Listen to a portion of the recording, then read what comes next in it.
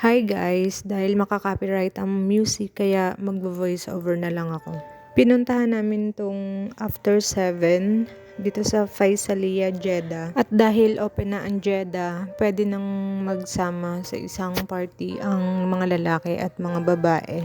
Basta proper lang yung mga pananamit at saka magdala pa rin ng abaya. Wala naman silang entrance fee at saka 24/7 silang open kasi sa umaga ito ay isang coffee shop. Sa entrance magbabayad ka ng 75 each person at included na doon ang dalawang drinks. After ng payment, bibigyan kayo ng bandage isa-isa para kahit maglabas masok ka, alam ng bouncer dun sa entrance kung papapasukin ka o hindi, kung bayad ka na or hindi. Pagdating nyo sa loob, merong upuan sa baba at meron din sa taas. Choice nyo yun kung saan nyo gusto at mas komportableng umupo.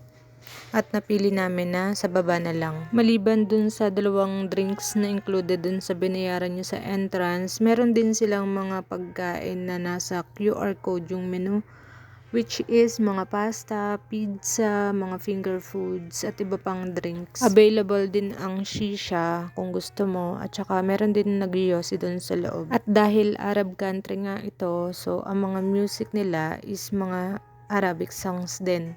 Kaya parang medyo hindi namin na-enjoy, pero okay lang naman, for the experience lang naman. At dahil nga may mga nagyosi sa loob at shisha, so maraming usok, medyo nasa-suffocate ako, kaya minsan lumalabas ako dun sa lobby at saka dun sa labas, pero hindi ako masyado nagtatagal kasi napakadaming tao din sa labas, which is mostly mga lalaki. At dahil mixed party siya, hindi maiiwasan na may mga lalaki na hihingan yung number mo, pero sa case ko kasi hindi lang lalaki yung humingi ng number, kundi pati babae na mas babae pa sa akin hiningi yung number, pero ang sabi ko na lang is I'm married. First time namin na magsama-sama sa ganitong lugar at nagulat ako na na-enjoy din naman nila yung ganitong party, pero sa part ko kasi dahil nga lagi akong nasa part-time, ganito rin kasi yung mga tugtugin doon, so parang sa akin normal na lang yung mga ganitong situation. Kaya siguro hindi ko siya masyadong na-enjoy.